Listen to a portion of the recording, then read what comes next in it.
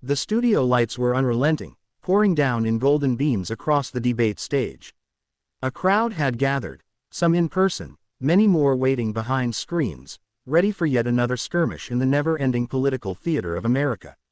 On one side stood Kellyanne Conway, seasoned strategist, counselor to former President Donald Trump, and master of the sharp-edged soundbite. Her reputation preceded her. She could spin almost any scenario into a win, dance around inconvenient truths, and deploy a weaponized version of facts that often left her opponents scrambling to catch up. On the other side was Congresswoman Jasmine Crockett, a rising Democratic star from Texas. Known for her fiery passion, unflinching directness, and razor-sharp wit, she had built a reputation in Washington as someone who never backed down from a fight, especially when the fight involved truth, justice, or defending those who didn't have a platform of their own. The clash was inevitable. The moderators barely had time to finish their introductions before Kellyanne leaned forward, eyes flashing with the confidence of someone who had done this dance countless times before. Greater than Congresswoman Crockett, she began, the American people want facts, not feelings. Let me remind you of the record. From there, Kellyanne launched into a barrage of statistics, dates, and selective figures. She talked about economic shifts, crime rates, and snippets of legislation, a rapid-fire monologue designed not only to overwhelm but to corner. Her cadence was sharp, her tone clipped with the authority of someone who believed, at least in that moment, that she held the higher ground. The audience murmured in appreciation. Kellyanne, after all, had mastered the art of political theater. But Jasmine didn't flinch. She let Kellyanne finish, her eyes steady, her expression unreadable.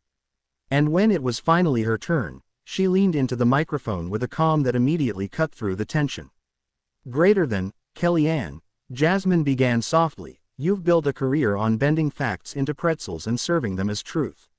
But the difference between you and me is this: I don't need to twist reality to make my point. Reality speaks for itself. The room stirred. Kellyanne's brows furrowed, just slightly. For the first time that evening, the veteran debater felt something unusual, the beginnings of unease. To understand what was unfolding, one had to understand Kellyanne Conway herself. For decades, she had been at the forefront of Republican strategy, carving out a space where charisma, cunning, and rhetorical agility became her trademark. She was a pollster before she became a household name, studying how Americans thought and voted with almost scientific obsession. But it wasn't until 2016, when she became Donald Trump's campaign manager, the first woman to ever manage and win a U.S. presidential campaign, that she cemented her place in the history books. Her style was unconventional, to put it mildly. Where others relied on straightforward messaging, Kellyanne thrived in the gray. She would counter one fact with another, spin a criticism into a compliment, or simply overwhelm her opponent with so many talking points that entangling them felt impossible.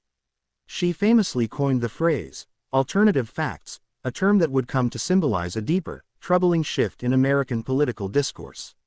To her supporters, she was brilliant, a woman unafraid to spar with hostile interviewers and win. To her critics, she was the embodiment of political manipulation, twisting truth beyond recognition. And that night, standing across from Jasmine Crockett, she was determined to prove she hadn't lost her touch. Jasmine Crockett, however, was no ordinary opponent. A freshman congresswoman from Texas, she had risen quickly through the Democratic ranks not because of calculated politicking but because of her authenticity. She had a lawyer's mind, trained to dissect arguments piece by piece, and a Texan's fire, unafraid to speak her mind even when it ruffled feathers. She had been underestimated before, a black woman from the South, unapologetically progressive, often dismissed by pundits as too brash, or too emotional. But time and again, she proved her critics wrong. On Capitol Hill, in committee hearings, and in press interviews, she developed a reputation for her quick comebacks and her refusal to let misinformation slide. So when Kellyanne Conway aimed her facts like darts, Jasmine didn't panic. She didn't fumble for notes or stumble over statistics. Instead, she understood something crucial. Kellyanne's weapon was not the facts themselves, but the performance of facts. And the best way to counter a performance is not to drown in it, but to expose it. The moment came quickly. Kellyanne finished a particularly sharp line about crime statistics, suggesting that democratic cities were failing their people while Republicans held the key to law and order. It was a familiar refrain, one Conway had polished for years. But Jasmine leaned forward, her voice steady, her tone firm. Greater than, let's pause right there, she said. Kellyanne, you love to rattle off numbers as if they exist in a vacuum. But here's the truth. Context matters. Crime doesn't rise or fall because one party suddenly gains moral superiority. It rises and falls based on investment in communities, access to education, healthcare, housing, things your party consistently votes against. A ripple of applause broke through the audience. Kellyanne's jaw tightened, but Jasmine wasn't done. Greater than, and let's be clear, Jasmine continued, her words gaining momentum. The people you're trying to scare with cherry-picked statistics, they're not just data points. They're human beings, they're families, and unlike your alternative facts, they don't disappear when the cameras turn off. The applause grew louder. Kellyanne opened her mouth to respond, but Jasmine, with impeccable timing, delivered the knockout line.